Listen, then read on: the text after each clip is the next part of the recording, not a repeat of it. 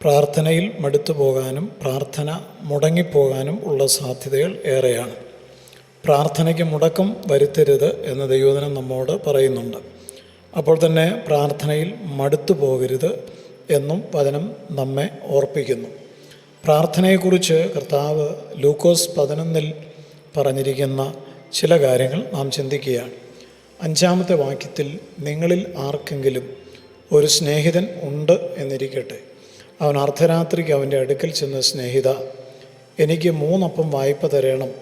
എൻ്റെ ഒരു സ്നേഹിതൻ വഴിയാത്രയിൽ എൻ്റെ അടുക്കൽ വന്നു, അവനെ വിളമ്പിക്കൊടുക്കാൻ എൻ്റെ പക്കൽ ഏതും ഇല്ല എന്ന് അവനോട് പറഞ്ഞാൽ, എന്നെ പ്രയാസപ്പെടുത്തരുത്, കഥ കടച്ചിരിക്കുന്നു, പൈതങ്ങളും എന്നോടുകൂടെ കിടക്കുന്നു, എഴുന്നേറ്റ് തരുവാൻ എനിക്ക് കഴിയുകയില്ല എന്ന് അകത്തു നിന്ന് ഉത്തരം പറഞ്ഞാലും, അവൻ സ്നേഹിതനാകൊണ്ട് എഴുന്നേറ്റ് അവന് കൊടുക്കയില്ലെങ്കിലും, അവൻ ലജ്ജ കൂടാതെ മുട്ടിക്ക് നിമിത്തം എഴുന്നേറ്റ് അവന് വേണ്ടുന്നിടത്തോളം കൊടുക്കും എന്ന് ഞാൻ നിങ്ങളോട് പറയുന്നു. യാചിപ്പിൻ, എന്നാൽ നിങ്ങൾക്ക് കിട്ടും; അന്വേഷിപ്പിൻ, എന്നാൽ നിങ്ങൾ കണ്ടെത്തും; മുട്ടുവിൻ, എന്നാൽ നിങ്ങൾക്ക് തുറക്കും. യാചിക്കുന്നവന് ഏവനും ലഭിക്കുന്നു, അന്വേഷിക്കുന്നവൻ കണ്ടെത്തുന്നു, മുട്ടുന്നവന് തുറക്കും എന്ന് ഞാൻ നിങ്ങളോട് പറയുന്നു.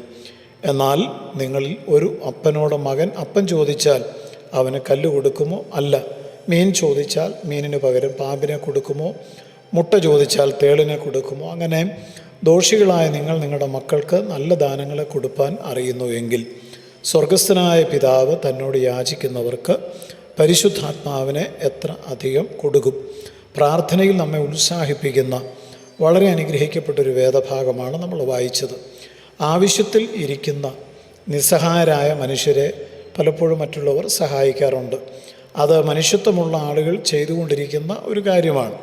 ജാതി, മത, വർഗ, വർണ്ണ വ്യത്യാസമില്ലാതെ നിസ്സഹായരായ ആവശ്യത്തിലിരിക്കുന്ന മനുഷ്യർ പരസ്പരം സഹായിക്കുന്നു എങ്കിൽ, ദൈവം എത്ര അധികമായിട്ട് തന്നിൽ ആശ്രയിക്കുന്നവരെ സഹായിക്കും എന്നാണ് ഇന്നത്തെ തിരുവചനത്തിൽ നിന്ന് നാം പഠിക്കേണ്ട പ്രധാനപ്പെട്ട കാര്യം. അർദ്ധരാത്രിയിൽ അതിഥിയെ സ്വീകരിക്കേണ്ടി വന്ന ഒന്നുമില്ലാത്ത ഒരു ആതിഥേയൻ്റെ കഥയാണ്, അല്ലെങ്കിൽ സംഭവമാണ് ഇന്നത്തെ തിരുവചന വേദഭാഗത്ത് നമ്മൾ വായിച്ചത്. തൻ്റെ സ്നേഹിതനായ അതിഥിക്ക് നൽകുവാൻ മതിയായ ഭക്ഷണം ആതിഥേയൻ്റെ പക്കലുണ്ടായിരുന്നില്ല. എന്നിട്ടും തൻ്റെ വീട്ടിൽ വന്ന മനുഷ്യന് വേണ്ടി അർദ്ധരാത്രിയിൽ വിളക്കും കത്തിച്ച് തൻ്റെ സ്നേഹിതനായ മറ്റൊരു അയൽക്കാരൻ്റെ വീട്ടിൽ പോയി 3 അപ്പം വായ്പയായി ചോദിക്കുന്ന ആ മനുഷ്യൻ എത്ര വലിയ മനസ്സുള്ളവനാണ്, മറ്റുള്ളവരെക്കുറിച്ച് എത്രമാത്രം കരുതൽ ഉള്ളവനാണ്.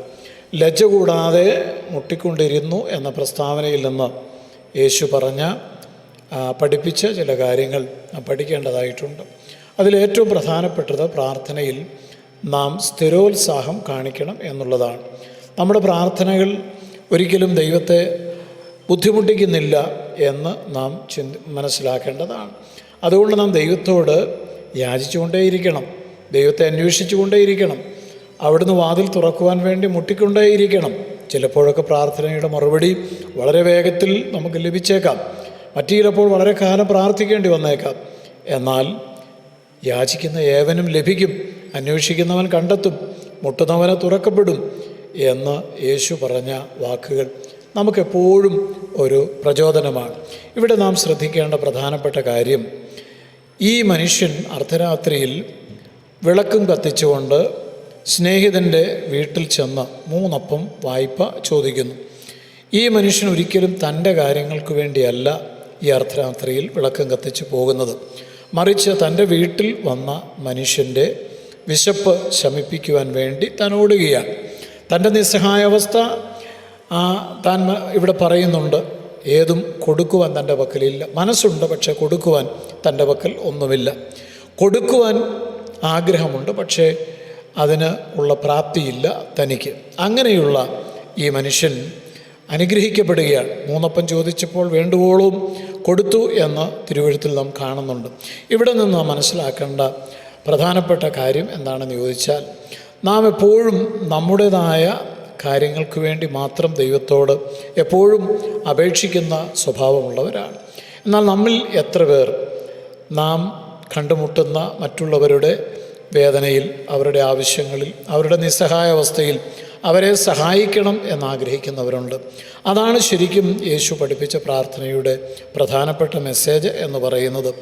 നാം നമുക്ക് വേണ്ടി തന്നെ ജീവിക്കാതെ നമ്മെ സമീപിച്ചിരിക്കുന്ന, നാം കണ്ടുമുട്ടുന്ന ആളുകളുടെ അവസ്ഥ മനസ്സിലാക്കി അവർക്ക് ഒരു തൃപ്തി വരേണ്ടതിന്, അവർക്ക് അവരുടെ ആവശ്യങ്ങൾ നിറവേറപ്പെടേണ്ടതിന് തീർച്ചയായും ദൈവത്തിൻ്റെ സന്നിധിയിലേക്ക് വരുന്നവരെ ദൈവം ഒരിക്കലും കൈവിടുന്നില്ല എന്നാണ് നാം മനസ്സിലാക്കേണ്ടത്. അതുകൊണ്ട് നാം പ്രാർത്ഥിക്കേണ്ടത് മറ്റുള്ളവർക്ക് വേണ്ടി സമയങ്ങൾ കണ്ടെത്തി പ്രാർത്ഥിക്കേണ്ടത് വളരെ ആവശ്യമാണ്. നമ്മുടെ ആവശ്യങ്ങളെല്ലാം ദൈവം നിറവേറ്റി തരും എന്നുള്ളതിന് യാതൊരു സംശയവുമില്ല. നാം പ്രാർത്ഥിക്കുവാൻ നിൽക്കുമ്പോൾ നാം ദൈവത്തോട് പറയുന്നതിന് മുമ്പ് നമ്മുടെ ആവശ്യങ്ങൾ ദൈവം അറിയുന്നു. എന്നാൽ നാം മറ്റുള്ളവർക്ക് വേണ്ടി പ്രാർത്ഥിക്കുവാൻ പരിശുദ്ധാത്മാവ് നമ്മളെ ഉത്സാഹിപ്പിക്കുന്നതാണ് ഈ വചനത്തിലുള്ളത്. ഇവിടെ പറയുന്നു, തന്നോട് യാചിക്കുന്നവർക്ക് എത്ര അധികമായി പരിശുദ്ധാത്മാവിനെ ദൈവം നൽകുന്നു. പരിശുദ്ധാത്മാവിന് വേണ്ടി, ആ ശക്തിക്ക് വേണ്ടി, നടത്തിപ്പിന് വേണ്ടി നാം പ്രാർത്ഥിക്കേണ്ടത് ആവശ്യമുണ്ട്. പരിശുദ്ധാത്മാവ് നമ്മളിലുണ്ടെങ്കിൽ നമ്മുടെ എല്ലാ പ്രതിസന്ധികളും ആത്മാവിൽ അത് പരിഹരിക്കപ്പെടും എന്നുള്ളതാണ് വചനം നമുക്ക് തരുന്ന ഉറപ്പ്. അതുകൊണ്ട് മടുത്തു പോകാതെ നാം പ്രാർത്ഥിക്കണം, നിരന്തരമായി പ്രാർത്ഥിക്കണം, ഉത്സാഹത്തോടെ പ്രാർത്ഥിക്കണം. കർത്താവ് പ്രവർത്തിക്കുമെന്നുള്ള വിശ്വാസത്തോടെ പ്രാർത്ഥിക്കണം. തക്ക സമയത്ത് അവിടുന്ന് നമ്മളെ ഉയർത്തും. ദൈവമേ, അവിടുത്തെ നല്ല വചനങ്ങൾക്കായി സ്തോത്രം.